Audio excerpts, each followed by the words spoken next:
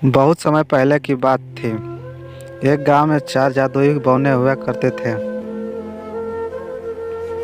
ये बौने पूरे गांव में घूमते और जिस किसी को मदद की ज़रूरत होती तो उनकी मदद किया करते थे। एक दिन ये चारों बौने रोज की तरह गांव में घूम रहे थे कि अचानक इनको बीच किसी बच्ची की रोने की आवाज़ आई। जैसे ही बौने ने अंदर झाँक कर देखा तो एक प्यारी सी बच्ची कपड़े धोते हुए रो रही थी और पीछे से किसी औरत के चिल्लाने की आवाज़ आ रही थी। खबरदार, अगर आगे से होमवर्क करने की बात कही तो घर पर बैठो और घर का सारा काम करो। जल्द ही तुम्हारा स्कूल से नाम कटवाती हूँ। यह कहते हुए वह घर से बाहर चली गई। चारों बहनों ने सोचा कि हमें इस बच्ची की मदद करनी चाहिए। फिर क्या था, उनमें से एक बौना बिल्ली में बदलकर और रसोई में रखा दूध पीने लगा। जैसे ही लड़की ने बर्तन गिरने की आवाज़ सुनी तो वह भागकर रसोई में गई और बिल्ली को देखकर बोली, रुक जा बिल्ली, चोरी मत कर। चोरी करना गलत बात होती है। मैं तुझे अलग से दूध दे देती हूँ। अगर मेरी माँ को पता चल गया कि बिल्ली ने दूध जूठा कर दिया है तो वो बिना सोचे समझे पता नहीं क्या सज़ा दे मुझे।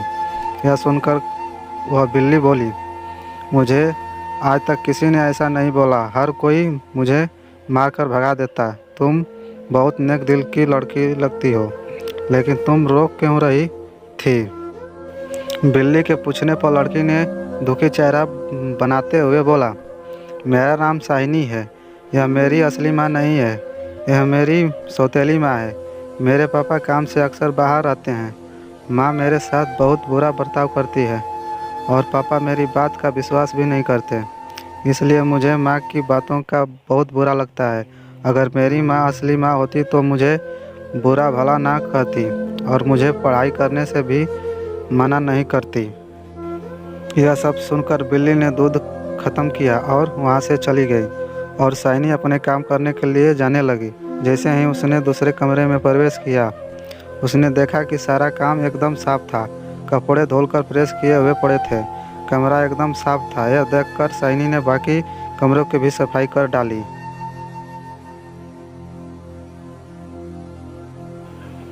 कुछ समय बाद जब उसकी माँ आई तो घर का बदला रूप देखकर वह हैरान रह गई। उसे विश्वास नहीं हुआ कि यह सब इतने कम समय में कैसे हो सकता है। यह सब जानने के लिए अगले दिन शाइनी की माँ ने जानबूझकर पूरे घर में कचरा गिरा दिया और सारे बर्तन गंदे कर दिए और शाइनी को गुस्से में बोली, मैं एक ज़रूरी काम से बाहर जा रही हूँ। अगर यह सब काम 2 घंटे में पूरा न हुआ तो आज रात को खाना नहीं मिलेगा। यह कहकर वह घर से चली गई। शाइनी बहुत डर गई थी और जल्दी में घर का सारा काम करने लग गई। यह सब जादुई बौने देख ही रहे थे कि उसी वक्त शाइनी के हाथ से एक कांच की कटोरी गिर कर टूट गई। यह सब देखकर शाइनी समझ गई कि आज रात उसे भूखा ही सोना पड़ेगा। कुछ देर बाद वही बिल्ली अंदर आई और बोली, आज दूध मिलेगा शाइनी।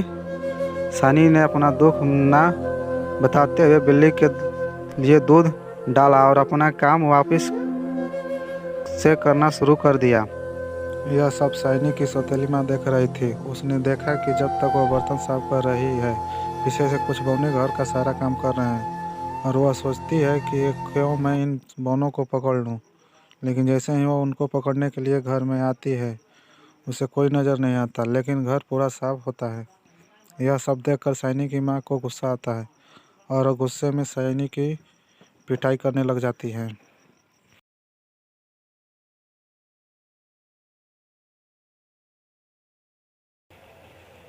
माँ, बता कहाँ कब वह बौने, बता कहाँ हैं वह बौने।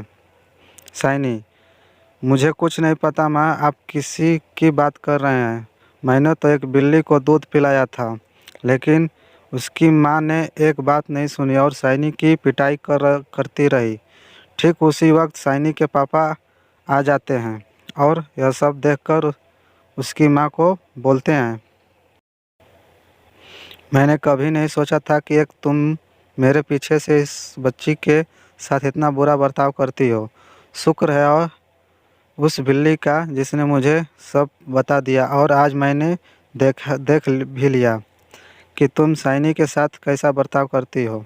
मगर आज के बाद तुमने इस बच्ची को हाथ भी लगाया या पढ़ाई करने से रोका तो मुझे से बुरा कोई ना होगा। उस दिन के बाद साइनी को उसकी माँ ने कभी तंग नहीं किया और साइनी ने खूब मन लगाकर पढ़ाई की। आगे जाकर साइनी डॉक्टर बनी और उसने कई लोगों का मुफ्त में इलाज किया।